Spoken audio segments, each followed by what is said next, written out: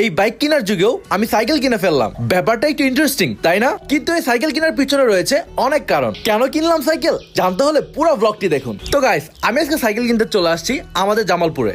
এত সুন্দর সুন্দর সাইকেল দেখে তো আমার মাথা নষ্ট হয়ে গিয়েছে, কোনটা ছেড়ে কোনটা নেবো ভেবেই পাচ্ছিলাম না। তারপর আমি বারবার চেক করতেছিলাম যে কোনটা নেওয়া যায়। তো আমি কয়েকটা চেক করে আসলাম কোনটা কোনটা ভালো হবে। তারপর আমি চলে আসলাম বুড়ির দোকানে মিষ্টি খাওয়ার জন্য। সাইকেল কিনবো আর মিষ্টি খাবো না, এটা কি চলে?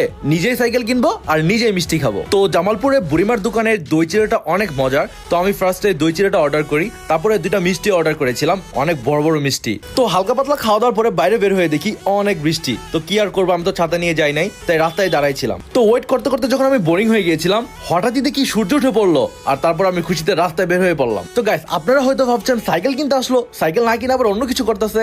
হ্যাঁ, আমার অনেকগুলো কাজ আছে। আমার এই সবগুলো কাজ শেষ করার পর সাইকেলটা নিয়ে সোজা বাড়ি চলে যাব। তো আমি ফার্স্টে আসছিলাম মাসমির বাজারে আমার বেবির জন্য একটা বাবল নিতে। আমার বেবির বাবলটা কিনে আমি বের হয়ে গেলাম আর সোজা চলে গেলাম বেস্ট বাই, কারণ বেস্ট বাই থেকে আমার অনেক কিছু কেনার আছে। আসুন কি কি কিনি দেখি। বেস্ট বাই থেকে সবচেয়ে বেশি যেটা ইম্পর্টেন্ট ছিল সেটা হচ্ছে ওয়াটার পট। তো ওয়াটার পটটা কিনে ফেললাম। তারপর আমার বউয়ের জন্য একটা সুন্দর প্লেটও কিনে ফেললাম, আর একটা জগের দরকার ছিল, জগও কিনে ফেললাম। তো সামনে বিল রেডি করা হচ্ছে আর আমি আপনাদের সামনে পোজ দিচ্ছি। তো তারপর আমি চলে আসলাম বেস্ট বাইয়ের নিচতলাতে, কারণ এইখান থেকে আমার আরো অনেক কিছু কেনার আছে। আমি আর আমার বউ টোস্ট খেতে অনেক লাইক করি, তাই টোস্ট কিনে ফেললাম। তারপর ঘুরে ঘুরে দেখছিলাম আর প্রয়োজনীয় জিনিসগুলো কিনতেছিলাম। এই তো টেবিলের সামনে যেগুলো দেখতে পাচ্ছেন এগুলোই ঘুরে ঘুরে এতক্ষণ কিনলাম।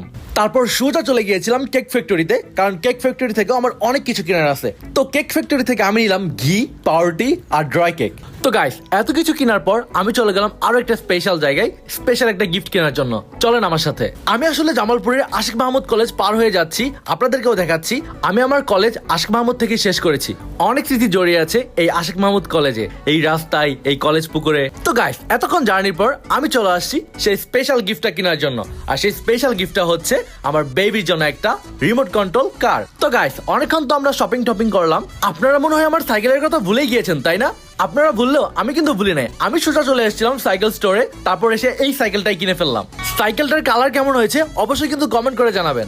যেহেতু জামালপুর থেকে আমার বাড়ি 25 কিলোমিটার, সেহেতু সাইকেলিং করে যাওয়া যাবে না, তাই আমি সিএনজি করে আমার সাইকেলটা বাড়ি নিয়ে যাচ্ছি। এত সুন্দর সুন্দর ভিউ দেখতে দেখতে বাড়ি যাচ্ছি, ব্যাপারটা জাস্ট ওয়াও। তো বাড়ি আনার পরও সাইকেলের গায়ে অনেক প্যাকিং ছিল, তো আমি সেটাই আগে ক্লিয়ার করতেছি। আপনারা কিন্তু অবশ্যই কমেন্ট করে জানাবেন সাইকেলটা কেমন হয়েছে, সাইকেলের কালারটা কেমন হয়েছে, আর আমি সাইকেল কিনে কি ভালো করেছি নাকি খারাপ করেছি অবশ্যই কমেন্ট করে জানাবেন।